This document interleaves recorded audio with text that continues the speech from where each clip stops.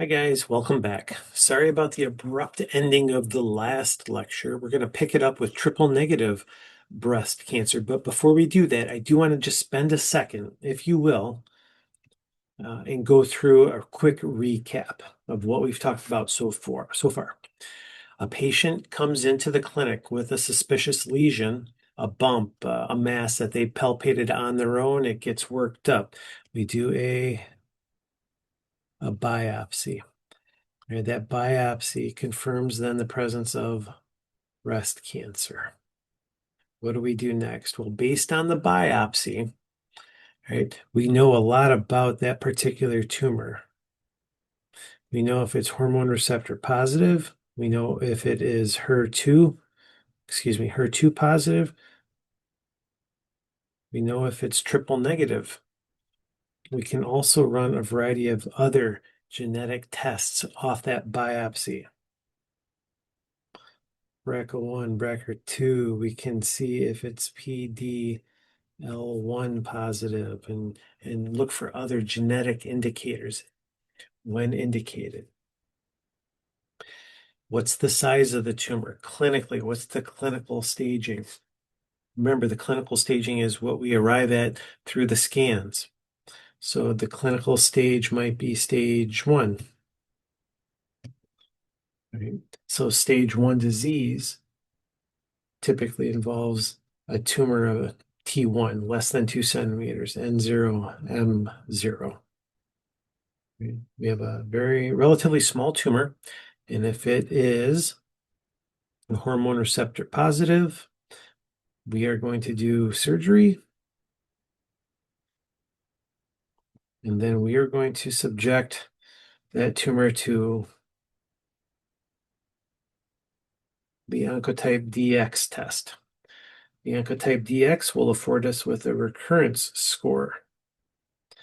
And if the recurrence score is, say, could be any number, really. If it's 10, maybe it's 19, maybe it's 29.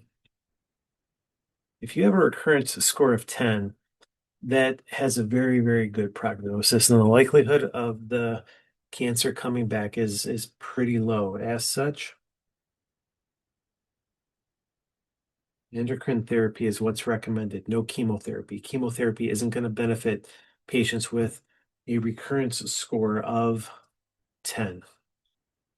A recurrence score of 19. Well, if it's a recurrence score of 19 in a post-menopausal patient, chemotherapy isn't going to benefit them either. So we do endocrine treatment here. And if the recurrence score is 29,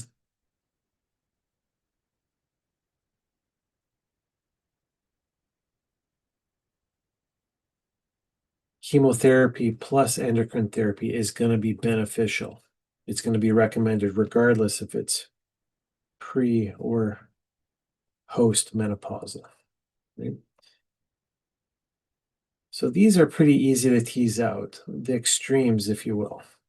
If it's a high number, everybody should get chemotherapy plus endocrine therapy. If it's a low number, endocrine therapy alone is going to be adequate. If you have somebody sort of in between, in particular, if they're a premenopausal patient, that's where this Oncotype DX comes into play. Yeah. Are they premenopausal with nodes, or are they premenopausal without nodes? That's going to play into your decision on whether to use chemotherapy first and then endocrine therapy, or endocrine therapy alone. All right. We will look at this again and again. But moving forward, let's talk about triple negative disease. Now remember, triple negative breast cancer is HER2 negative and hormone receptor negative. Right. So there is no specific driver that is causing the cancer that is detected by the tests we have today. Since there's no identifiable driver in the adjuvant setting, if we try to give HER2 directed therapy, There's nothing really there for the antibodies to bind to. And if we try and give hormone receptor directed therapy, i.e., give an aromatase inhibitor or tamoxifen, it's not going to impact the cancer, right? So we don't have those verified targets. And as a result, what do we use here?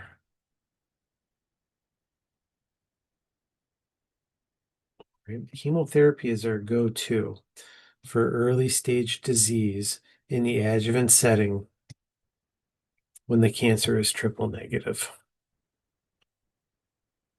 So as I suggested, triple negative breast cancer lacks the estrogen, progesterone receptor, or the HER2 as the driver. This represents about 10% of all breast cancer diagnoses. And adjuvant therapy, again, as I suggested on the previous screen, is relegated to the use of chemotherapy. Now, one problem with the triple negative setting is data. We don't have a lot of data on, in particular, smaller tumors or minimal nodal involvement.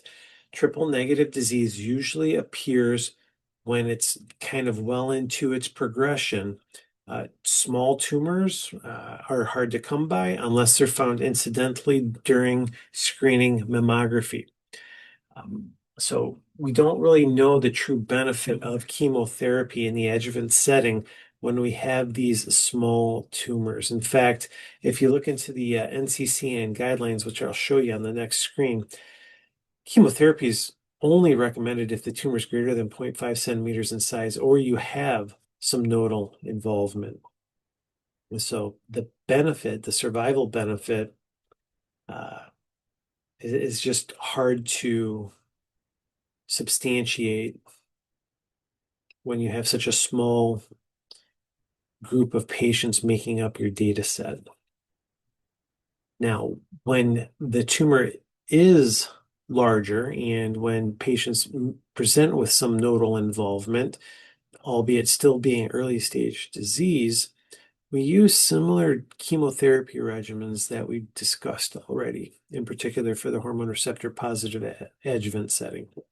The dose dense ACT regimen still represents the most active regimen from an efficacy perspective. It's got the most data and it does generate the best outcomes with regard to chemotherapy alone.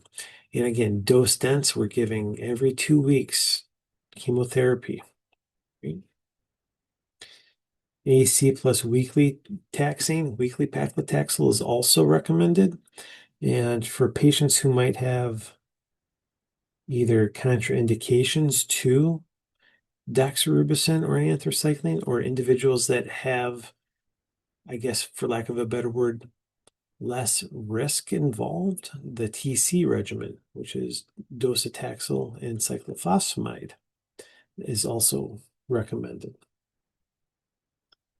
We are continuing to learn more and more about triple negative breast cancer. So it truly is an evolving landscape. And in the adjuvant setting, you're starting to see perhaps more and more data coming out supporting the use of a PARP inhibitor in the presence of a germline BRCA mutation.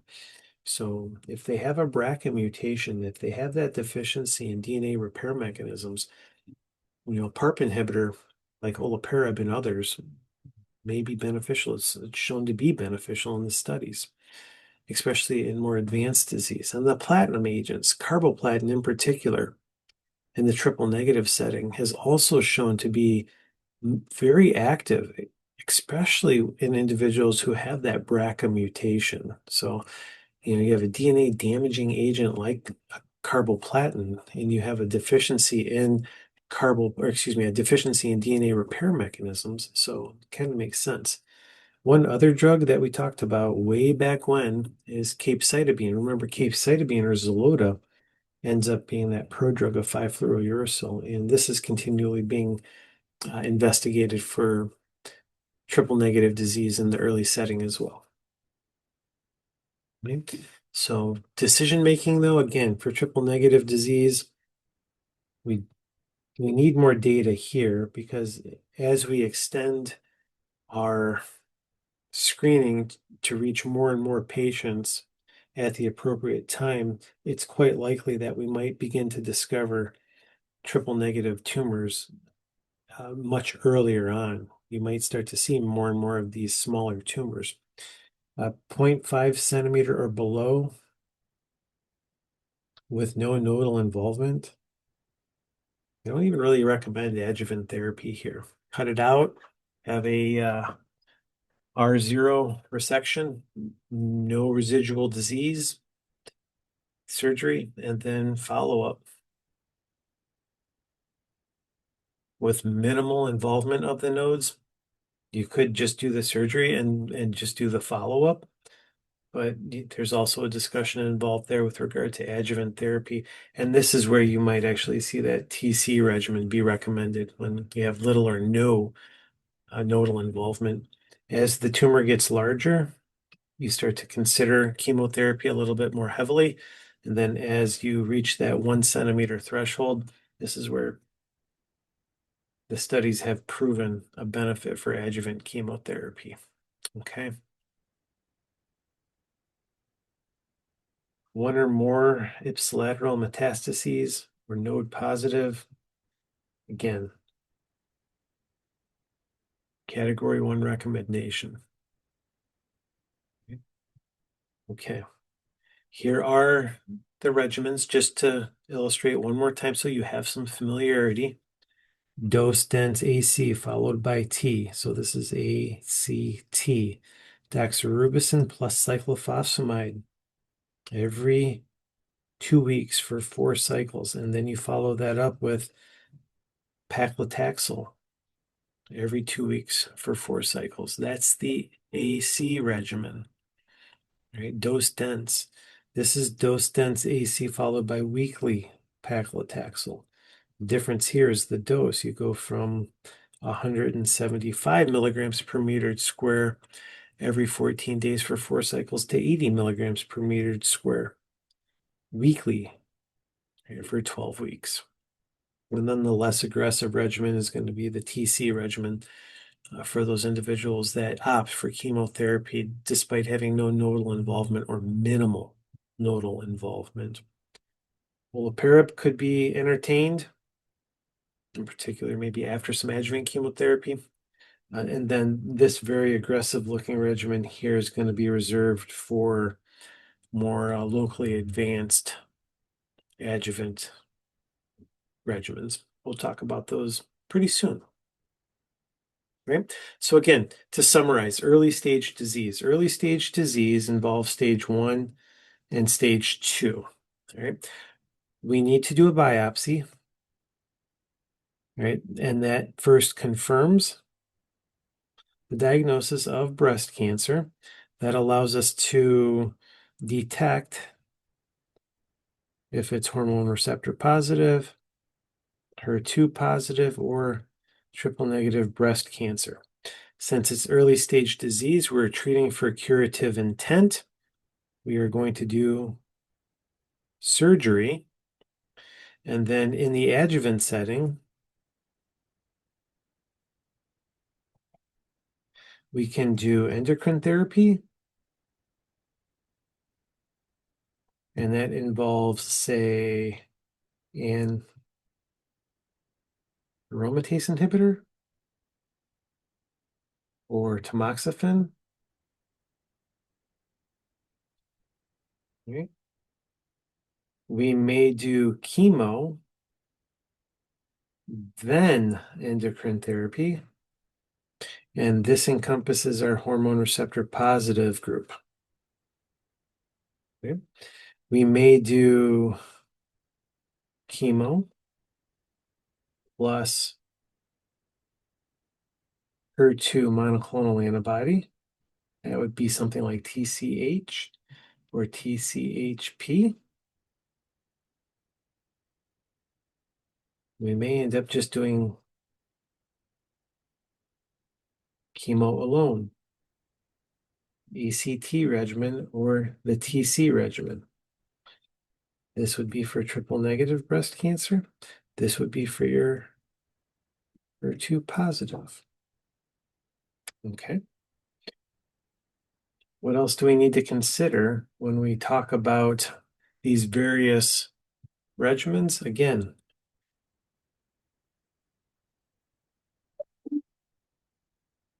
menopause status, pre or post.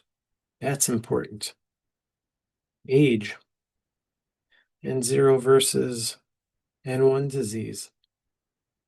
Right? These help generate decisions on the use of chemotherapy in your hormone receptor positive. In your HER2 folks, right? Size. What's the T? Right? Is it less than 2? N0? Maybe it's just TCH. If it's greater than 2 or N1 disease, maybe it's TCHP. Regardless, you add P, that equals actually adding the diarrhea. No good deed goes unpunished. 52 weeks of the monoclonal antibody.